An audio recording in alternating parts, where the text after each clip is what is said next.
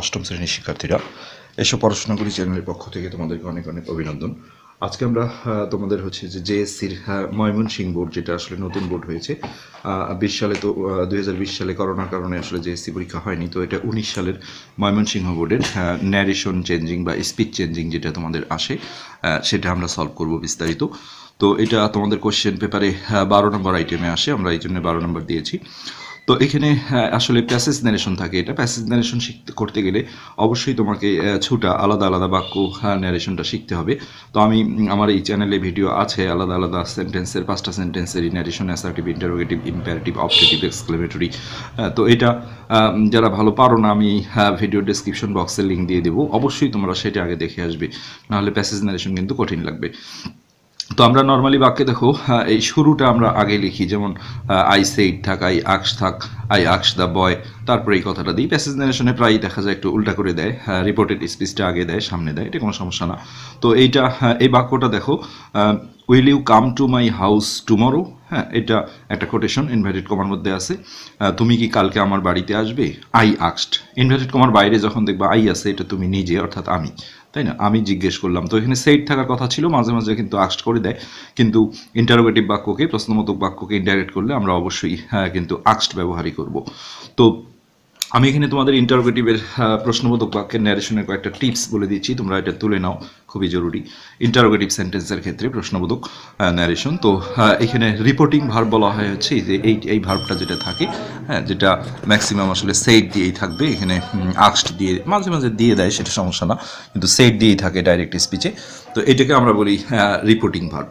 তো এই reporting ভার্বটা indirect করার সময় কিন্তু সবসময় এরকম হবে যে সে থাকলে আস্ক হবে প্রশ্নবোধক বাক্যের ক্ষেত্রে, সেইস থাকলে মানে এর যুক্ত থাকলে আস্কস হবে, আস্কের সাথে এর যুক্ত হবে, আবার সেইড থাকলে পাস্ট ফর্ম হবে আক্সড। এই তিনটা কথা মনে রাখবো, যে কোনো ইন্টারোগেটিভ বাক্যেই ইনডাইরেক্ট করার সময় এই কাজটা করতে হবে। আর আসলে প্যাসেজ ন্যারেশনে এটা উল্টা পাশে থাকলেও আমরা ইনডাইরেক্ট করার সময় কিন্তু এই সাইডটাই আগে লিখবো আমরা। এটা একটা টিপস রিপোর্টিং ভার্বের ক্ষেত্রে। আর ইন্টারোগেটিভ বা প্রশ্নবোধক বাক্যে কোনো দ্যাট আসবে না, এটা এক বাক্যে মনে রাখবা যে দ্যাট বসে না। আর ডাব্লিউএস ওয়ার্ড যদি দিয়ে কোয়েশ্চেন করা হয়, ডাব্লিউএস ওয়ার্ড 9টা আছে, আমরা এখানে উদাহরণ হিসেবে কয়েকটা দিয়েছি, হু, হুইচ, হোয়াই, হোয়েন, হাউ, হোয়ার, তোমরা জানো এগুলো 9টা আছে। তো এগুলো দিয়ে যদি কোয়েশ্চেন থাকে তাহলে যেটা দিয়ে থাকবে সেটাই বসাইতে হবে, বরং ভয়েসেই ভেজাল, হু থাকলে বাই হোম হয়, হ্যাঁ, হোয়াই থাকলে হোয়াই হয়, আবার মানে এক একটা একরকম, হোম থাকলে হু হয়, কিন্তু ন্যারেশনের ক্ষেত্রে যে ডাব্লিউএস ওয়ার্ড দিয়ে কোয়েশ্চেন করা হবে সেটাই বসবে। আর ডাব্লিউএস ওয়ার্ড না থাকলে ইফ অথবা ওয়েদার বসে, তো আমরা ইফটাই লিখেছি। তো আমরা এখানে দেখি যে এটা কোয়েশ্চেনটা কী দিয়েছিল, উইল দিয়েছিল। এখন অনেকে উইলকে কিন্তু ডাব্লিউএস ওয়ার্ড ভাবে ডাব্লিউটা দেখে, কিন্তু তা না, 9টা যে ডাব্লিউএস ওয়ার্ড আছে তার মধ্যে উইল কিন্তু পড়ে না। কিন্তু হোয়াই, হ্যাঁ, হোয়েন, হাউ যেমন পড়ে, হাউয়ে কিন্তু ডাব্লু নেই, HOW, কিন্তু ওটাকেও ডাব্লিউএস ওয়ার্ড হিসেবে ধরা হয়। তো এইসব ক্ষেত্রে যেটা করতে হবে, ডাব্লিউএস ওয়ার্ড ছাড়া কোয়েশ্চেন এটা, তাহলে এখানে কিন্তু আমরা ইফ বসাবো, আর দ্যাটও হবে না। তো আমরা আরও শেষটা দেখে আসি। আচ্ছা, শেষ পয়েন্টটা আমি লাস্টে দেখাবো যখন প্রয়োজন হবে। তো আমরা যদি এদিক থেকেই শুরু করি, তাহলে ওখানে আসলে সেইড থাকলেও আমাদেরকে ইনডাইরেক্ট করার সময় এটা আক্সটি বসাইতে হবে। আর অনেক সময় আমি বললাম আক্সটা দিয়ে দেয়, তো যেটা হবে যে আই আক্সড, আর আক্সটের পরে অবশ্যই একটা অবজেক্ট দিতে হয়, যে জিজ্ঞেসটা আমি কাকে করলাম। এটা বুঝতে গেলে অনেক সময় দেখা যায় পুরো প্যাসেজটাই পড়তে হয়। তো আগে করার আগে আমরা প্যাসেজটা পড়ে নেব, যে এখানে আমি নিজে যুক্ত আছি, কিন্তু কথাটা কার সাথে হচ্ছে সেটা খুঁজে বের করতে হবে। এই যে বয়, এখানে আমরা পেলাম, কখনো এমনও হয় যে পুরো প্যাসেজটাই পড়া লাগে যে কার সাথে কথা হচ্ছে। এখানে কিন্তু বোঝা গেল আই আক্সড দ্য বয়, তাহলে আই আক্সড দ্য বয়। এই যে এখানে দেখো দ্যাট হবে না, অন্যান্য অ্যাসার্টিভ সেন্টেন্সের ক্ষেত্রে কিন্তু এই জায়গাটা আমরা ইনভার্টেড কমার এই জায়গাটায় কিন্তু দ্যাট বসাই। তো ইন্টারোগেটিভে প্রশ্নবোধক বাক্যে কোনো দ্যাট হবে না, আমরা আগে দেখালাম। আর এই জায়গাটা ডাব্লিউএস ওয়ার্ড যদি থাকতো তাহলে সেটাই বসতো, আর উইলকে ডাব্লিউএস ওয়ার্ড ধরা হয় না। সো এখানে do, did, does, am, is, are, was, were, can, could, যে কোনো অক্সিলারি ভার্ব দিয়ে যদি কোয়েশ্চেন করা হয় তাহলে এই জায়গাটা ইফ অথবা ওয়েদার বসাইতে হয়, তো আমরা ইফটা দিলাম। এখন এই যে লাস্ট পয়েন্টটা আমি যেটা দেখাতে চাইলাম, যে ডাব্লিউএস ওয়ার্ড থাকলে কি, যে ডাব্লিউএস ওয়ার্ড থাকবে আমরা সেটাই বসাবো, আর ডাব্লিউএস ওয়ার্ড না থাকলে ইফ বসাবো। কিন্তু দুই ক্ষেত্রেই, মানে ডাব্লিউএস ওয়ার্ড বসাই আর ইফ বসাই ইনডাইরেক্ট করার সময়, দুই ক্ষেত্রেই আগে মনে রাখবা সাবজেক্টটা দিতে হবে, তারপরে সাহায্যকারী ভার্ব দিতে হবে। আর ন্যারেশনের ক্ষেত্রে টেন্স চেঞ্জ করতে হয়, সেটা তোমরা নিশ্চয়ই জেনেছো, যে এই বাইরের বাক্যটা যদি পাস্ট টেন্সের কোনো একটা টেন্সের গঠনে থাকে, অর্থাৎ past indefinite, past continuous, past perfect অথবা পাস্ট পারফেক্ট কন্টিনিউয়াস, তাহলে এই ভিতরের বাক্যটা টেন্স চেঞ্জ করতে হয়।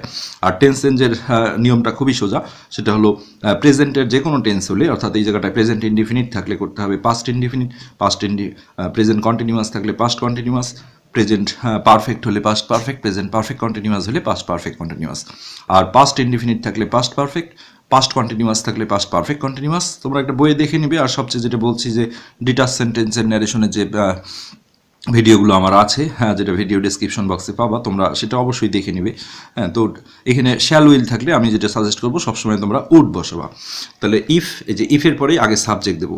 আমি যখন জিজ্ঞেস করেছিলাম তুমি, তাই না, তুমি যদি বলো ইফ উড তাহলে ভুল হবে। এই ভুলটা ইফে কম আসে, কিন্তু ডাব্লিউএস ওয়ার্ড আসলে, যেমন দেখো এখানে হোয়েন আছে, তখন তুমি এটা ওই ডাব্লিউএস ওয়ার্ডই বসাইতে হবে, হোয়েন। অটোমেটিক কিন্তু ডাব্লিউএস ওয়ার্ডের পরে একটা অক্সিলারি ভার্ব চলে আসে, যেহেতু ছোটোবেলা থেকে আমরা অভ্যস্ত ডাব্লিউএস ওয়ার্ডের পরে অক্সিলারি ভার্বই বসে। কিন্তু ন্যারেশনের ক্ষেত্রে যেটা হয়, ইন্টারোগেটিভ বাক্যগুলো ইনডাইরেক্ট করলে কিন্তু অ্যাসার্টিভ সেন্টেন্স হয়ে যায়। এই কারণে ইফ আসুক আর ডাব্লিউএস ওয়ার্ড আসুক, তারপরে আগে সাবজেক্ট দিবা, তারপরে সাহায্যকারী ভার্বটা দিবা। সো ইউ মানে আমি বালকটাকে বলেছিলাম তুমি, তাহলে এখন আমি তাকে কি বলবো, হি। যদি গার্ল হতো তাহলে শি দিতে হতো, বহুবচন হলে দে দিতে হতো। ইফ হি, আগে দেখো ইফের পরে আগে সাবজেক্ট দিলাম, তারপরে সাহায্যকারী ভার্ব, শ্যাল উইল থাকলে আমাকে উড বসাইতে হবে। আর উডের পরে কোনো চেঞ্জ হয় না, কাম থাকলে আবার গো দিতে হয়, এটা ন্যারেশনের একটা নিয়ম, এটা তোমরা মাথায় রাখবা। সব ভার্বে নাই, একটা ভার্বে এই সমস্যা আছে। I asked the boy if he would go, এদিকে আর কোনো সমস্যা নেই। টু, মাইটা মাই হবে, যেহেতু আমি জিজ্ঞেস করেছিলাম যে আমার বাড়িতে আসবা কিনা। To my house. আর টুমরো থাকলে দ্য নেক্সট ডে দিতে হয়, আর ইয়েস্টারডে থাকলে দ্য প্রিভিয়াস ডে দিতে হয়। My house the next day, এই একটা বাক্য কিন্তু সম্পূর্ণ হয়ে গেল। আচ্ছা, এখন এটা তোমাকে বুঝতে হবে কার কথা। We can discuss terms and condition then. ন্যারেশনের সবচেয়ে প্যাসেজ ন্যারেশনের সিরিয়াস যে জায়গাটা, এই কথাটা দেখো, আমি জিজ্ঞেস করলাম যে তুমি কি, বয়টাকে জিজ্ঞেস করলাম যে কালকে আমার বাড়িতে আসবে। এখানে দেখো শেষ করে দিলাম আই আস্কড, তারপরেও এই কথাটাও কিন্তু আমারই বুঝে নিতে হয়। কেননা we can discuss terms and condition then, মানে বললো যে দেন মানে যদিও তারপর, এখানে তখন তাহলে এরকম মিনিং করেছে যে তুমি যদি আসো তাহলে আমরা কিছু টার্ম কন্ডিশন নিয়ে আলাপ করতে পারি। তো এখানে আবারও আই দিয়ে হবে। আই অলসো সেড দ্যাট, আমি আরও বললাম যে, তাই না। এখানে আমরা টোল্ড যদি দিই, টোল্ড দিতে পারি, অ্যাসার্টিভে টোল্ড ব্যবহার করা বলা হয় উত্তম, কিন্তু টোল্ড দিলে তোমাকে আবার হিম দিতে হবে, মানে ওই বয়টা দিতে হবে, অবজেক্ট দিতে হয়। আস্টের পরে অবজেক্ট দিতে হয়, টোল্ডের পরে অবজেক্ট দিতে হয়। যার কারণে প্যাসেজ ন্যারেশনে অ্যাসার্টিভ সেন্টেন্সগুলো মাঝে মাঝে সেট দিয়ে করবা, একবারে সেট দ্যাট দিলেই হয়ে যায়, কারণ অ্যাসার্টিভে কিন্তু দ্যাট বসাইতে হবে। তো আই অলসো সেড দ্যাট, উইটা উই থাকবে, যেহেতু আমি বলতেছি আমরা, তো ক্যানটা কুড হয়ে যাবে, উই কুড।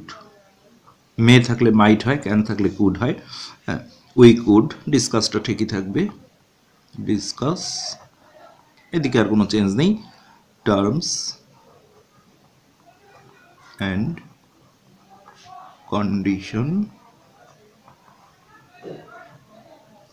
হ্যাঁ, নাও থাকলে যেমন দেন হয়, কিন্তু দেন কিন্তু চেঞ্জ হয়ে নাও হয় না, দেনই থাকে। এই হয়ে গেল এটার অ্যান্সার। তো এখানে অবশ্য বলে দিয়েছিল আই সেইড, এটা অনেক সময় নাও থাকতে পারে, বুঝে নিতে হয় যে এটা আমারই কথা। I shall be very happy to meet you at your house, thank you so much, he replied. তাহলে এটাও দেখো হি সেইড থাকার কথা ছিল, আমরা প্রশ্নের উত্তরে আসলে ইনডাইরেক্ট করার সময় রিপ্লাইডটাই ইউজ করব। এখানেও যেমন আক্সটা দিয়ে দিয়েছিল, আসলে সেইড থাকার কথা ছিল, অনেক সময় এটা করে। তো এখানে আমরা এখান থেকেই শুরু করব, যেহেতু এটা কোশ্চেনের উত্তর। তাহলে হি বলতে ওই বয়টা, হি রিপ্লাইড। আর এটা যেহেতু অ্যাসার্টিভ সেন্টেন্স, তাহলে আমরা দ্যাট ইউজ করব, হি replied that. I shall B, তাহলে হি হবে, এটা হি বললে বয়টা, বয়ের বিও আমরা লিখে দিতে পারি।